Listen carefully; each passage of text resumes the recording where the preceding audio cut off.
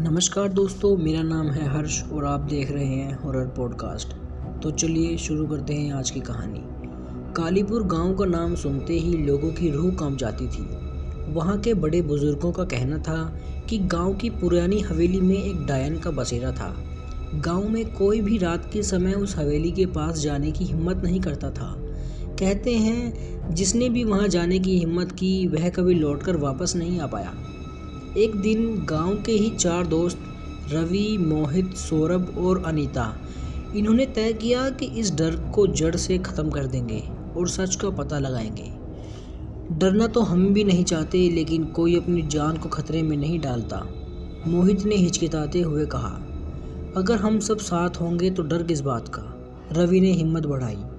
रात के 12 बजे चारों दोस्त पुराने मंदिर के पास मिले और हवेली की ओर बढ़े। हवेली टूटी फूटी, काले और डरावने रंगों से सजी हुई थी। हवा में एक अजीब सी सुगंध थी, मानो वहां मौत का साया मंडरा रहा हो। चारों दोस्त कांपते कदमों से हवेली के अंदर घुसे। अंदर घुप अंधेरा था। बस टूटी फूटी दीवार से छनकर चांद की हल्की रोशनी आ रही थी। दीवारों पर खून के धब्बे थे और ऐसा लग रहा था जैसे वहां कोई छुपा हुआ हो। यहाँ कुछ अजीब है, मुझे यहाँ से वापस चलना चाहिए, अनीता ने घबराकर कहा। नहीं, अब आ ही गए हैं तो देख ही लेते हैं, सौरभ ने कहा। अचानक एक दरवाज़ा अपने आप खुला और उसमें से एक तेज़ हवा का झोंका निकला। चारों दोस्त अंदर घुसे तो वहाँ मानो एक पुराना लकड़ी का झूला दिखा जो अपने आप हिल रहा था।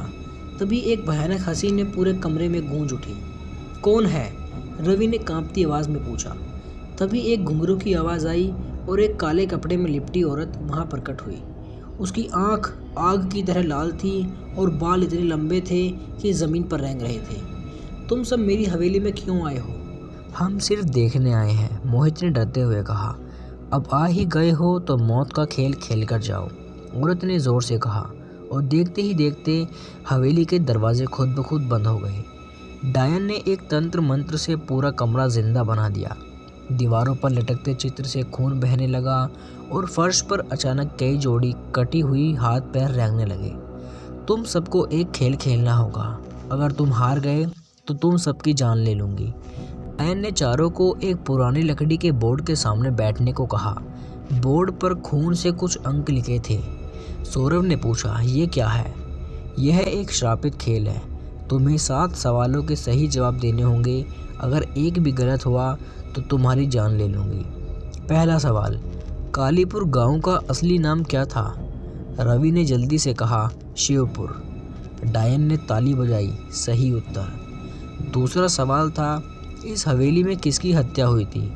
मोहित ने घबराते हुए जवाब दिया, रतन सिंह की। डायन गुस्से से चिल्लाई, गलत जवाब। अचानक हवेली की छत से एक मोटा लोहे का खंजर निकला और सीधे मोहित के सीने में जा घुसा। मोहित ने एक चीख मारी और उसके प्राण वहीं निकल गए। अब यह खेल और भी रोचक हो गया। तीनों दोस्त बुरी तरह डर चुके थे। उन्हें समझ में नहीं आ रहा था कि वो क्या करें। हमें किसी भी तरह यहाँ से भागना होगा, अनीता ने कहा। रवि ने घबराते हुए पूछा, लेकिन कैसे? तभी सौरभ को दीवार पर एक अजीब सा मंत्र दिखा। उसने तुरंत वह मंत्र पढ़ना शुरू कर दिया। ओम नमः शिवाय काल भैराय नमः। डायन जोर से चिल्लाई, रुक जाओ, लेकिन सौरभ ने पूरा मंत्र पढ़ा।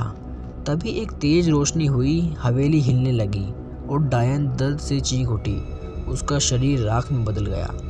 जैसे ही डायन का शरीर जलकर राख हुआ, हवेली के सारे दरवाजे खुल गए।